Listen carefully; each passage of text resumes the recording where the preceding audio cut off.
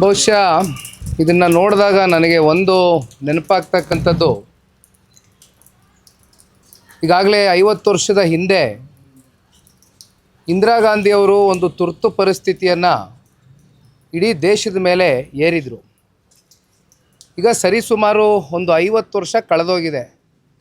ಬಹುಶಃ ಇವತ್ತಿನ ಈ ಸರ್ಕಾರದ ಸರ್ವಾಧಿಕಾರಿ ಮನಸ್ಥಿತಿಯನ್ನು ನೋಡಿದಾಗ ಆ 50ನೇ ವರ್ಷದ ಸುವರ್ಣ ಮಹೋತ್ಸವವನ್ನು ಕರ್ನಾಟಕದಲ್ಲಿ ಆಚರಣೆ ಮಾಡ್ತಾ ಇದ್ದಾರೇನೋ ಅಂತಕ್ಕಂಥದ್ದು ನನ್ನ ಭಾವನೆ.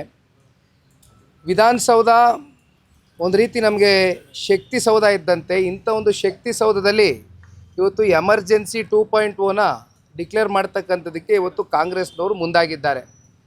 ಇಂಥ ಸರ್ವಾಧಿಕಾರಿ ಮನಸ್ಥಿತಿ ಬಹುಶಃ ಈ ಕಾಂಗ್ರೆಸ್ನವ್ರನ್ನ DNA ಈಗಾಗಲೇ ರಕ್ತಗತವಾಗಿ ಬಹುಶಃ ಅವ್ರಿಗೆ ಹಿಂದಿನಿಂದನೂ ಕೂಡ ಇದು ಒಂದು ರೀತಿ ಅಭ್ಯಾಸ ಆಗಿಬಿಟ್ಟಿದೆ.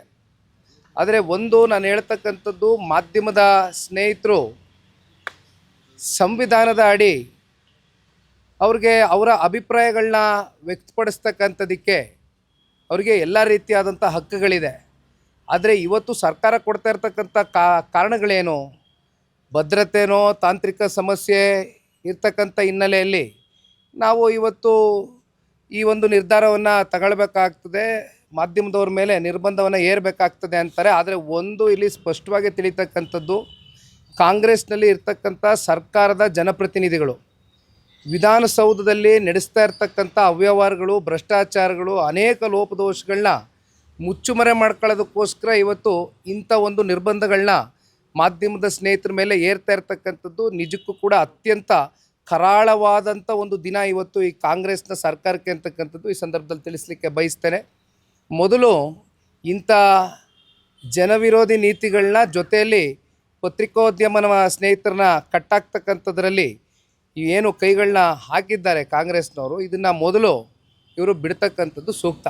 ಇಲ್ಲಾಂದರೆ ಜನತಾದಳ ಪಕ್ಷ ನಾಡಿನ 7 ಕೋಟಿ ಕನ್ನಡಿಗರು ಇವತ್ತು ಪತ್ರಿಕೋದ್ಯಮ ಸ್ನೇಹಿತರ ಜೊತೆ ಇದ್ದಾರೆ. ಜನತಾದಳ ಪಕ್ಷವೂ ನಿಮ್ಮ ಜೊತೆ ಇದ್ದೇವೆ. ನಿನ್ನೆ ದಿನ ಹೋರಾಟ ಕೈಗೆ ನೆತ್ಕೊಂಡಿದ್ದೀರಿ, ನಿಮ್ಮ ಹೋರಾಟದಲ್ಲಿ ನಾವು ಕೂಡ ಪಾತ್ರ ವಹಿಸ್ತೇವೆ.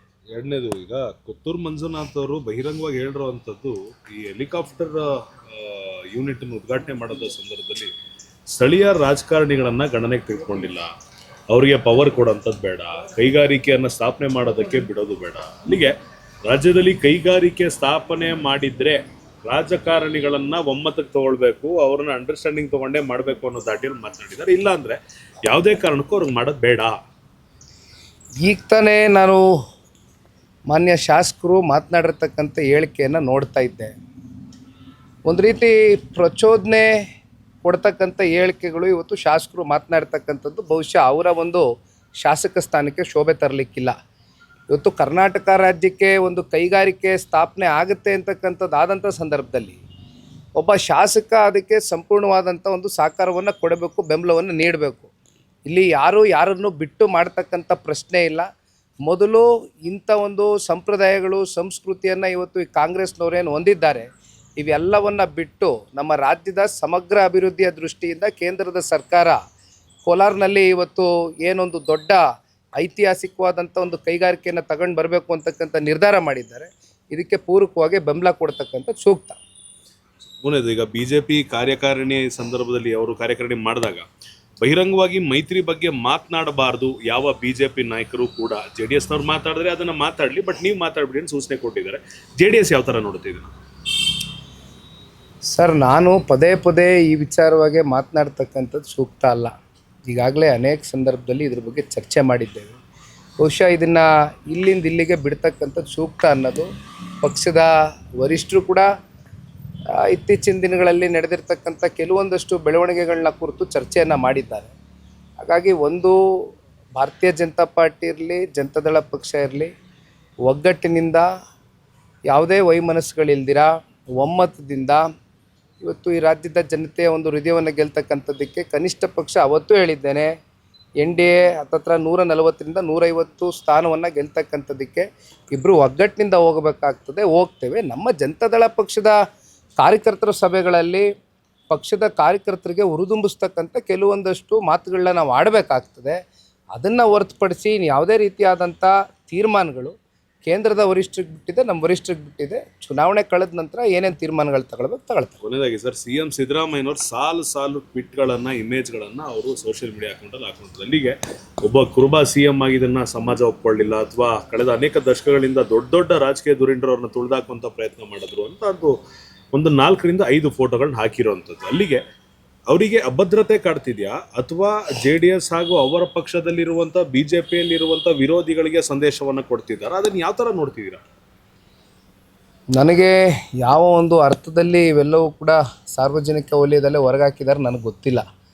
ಆದರೆ ಒಂದು, ಮಾನ್ಯ ಮುಖ್ಯಮಂತ್ರಿಗಳು ಜನತಾದಳ ಪಕ್ಷದಲ್ಲಿ ಇದ್ದಂಥ ಸಂದರ್ಭದಲ್ಲಿ, ಇವತ್ತು ಜನತಾದಳ ಪಕ್ಷ ಅಂದರೆ ಭಾಳ ಜನ ಒಕ್ಕಲಿಗರಿಗೆ ಸೀಮಿತವಾಗಿರ್ತಕ್ಕಂಥ ಪಕ್ಷ ಅಂತಕ್ಕಂಥದ್ದು ಒಂದು ರೀತಿ ತಪ್ಪು ಕಲ್ಪನೆಯನ್ನು ಹೊರಡಿಸ್ಬಿಟ್ಟಿದ್ದಾರೆ. ಆದರೆ ದೇವೇಗೌಡರು ಸಾಹೇಬರು ರಾಜಕಾರಣ ಜೀವನದಲ್ಲಿ ಇವತ್ತೇನು ರಾಜ್ಯದ ಮುಖ್ಯಮಂತ್ರಿಗಳಿದ್ದಾರೆ, ಅವ್ರನ್ನ ಉಪಮುಖ್ಯಮಂತ್ರಿ ಸ್ಥಾನಕ್ಕೆ ತೆಗೆದುಕೊಂಡು ಹೋಗಿ ಕೂರಿಸಿದ್ರು. ಇನ್ನು MP ಪ್ರಕಾಶ್ರು ಭಾಳ ಹಿರಿಯರು, ನಮ್ಮ ಜೊತೇಲಿ ಇಲ್ಲ, ಇವತ್ತು ಭಾಳ ಹಿರಿಯ ನಾಯಕರು, ಅವ್ರನ್ನೂ ಕೂಡ ಉಪಮುಖ್ಯಮಂತ್ರಿ ಸ್ಥಾನಕ್ಕೆ ತಗೊಂಡೋಗಿರ್ತಕ್ಕಂಥದ್ದು ಇದೇ ಜನತಾದಳ ಪಕ್ಷ. ನನಗೆ ಗೊತ್ತಿಲ್ಲ ಯಾವ ಒಂದು ಹಿನ್ನೆಲೆಯಲ್ಲಿ ಇವತ್ತು ಮುಖ್ಯಮಂತ್ರಿಗಳು ಇವೆಲ್ಲ ಚರ್ಚೆ ಮಾಡ್ತಾ ಇದ್ದಾರೆ ಅಂತ. ಬಹುಶಃ ನಿಮಗೆ ಗೊತ್ತಿದ್ದಂಗೆ ಸೀಟಿನ ವಿಚಾರವಾಗಿ ಇವೆಲ್ಲ ಚರ್ಚೆಗಳು ಉದ್ಭವ ಆಗಿದೆ. ಆದರೆ ಒಂದು, ಕೇಂದ್ರದಲ್ಲಿ ಕಾಂಗ್ರೆಸ್ನವರು ಆ ನಾಯಕತ್ವಕ್ಕೆ ಏನಾದರೂ ಕೇಂದ್ರದಲ್ಲಿ ಬೆಲೆ ಕೊಡ್ತಾರೆ ಅನ್ನೋದಾದರೆ ರಾಜ್ಯ ನಾಯಕರು, ಬಹುಶಃ ಕೇಂದ್ರ ನಾಯಕರು ಈ ಕೂಡಲೇ ಇಂಟರ್ಫಿಯರೆನ್ಸ್ ಕೊಟ್ಟು ಇದಕ್ಕೇನಾದರೂ ಒಂದು ತೆರೆ ಎಳೀತಕ್ಕಂಥ ಕೆಲಸ ಮಾಡಬೇಕು. ಇಲ್ಲಾಂದರೆ ಇದೇ ನೆಪ ಹೊಡ್ಕೊಂಡು ಇನ್ನೊಂದು 2 ವರ್ಷ ಇದೇ ರೀತಿ ಕಾಲಹರಣ ಮಾಡ್ಕೊಂಡು ಹೋಗ್ತಾರೆ ಕಾಂಗ್ರೆಸ್ನವರು. Thank you.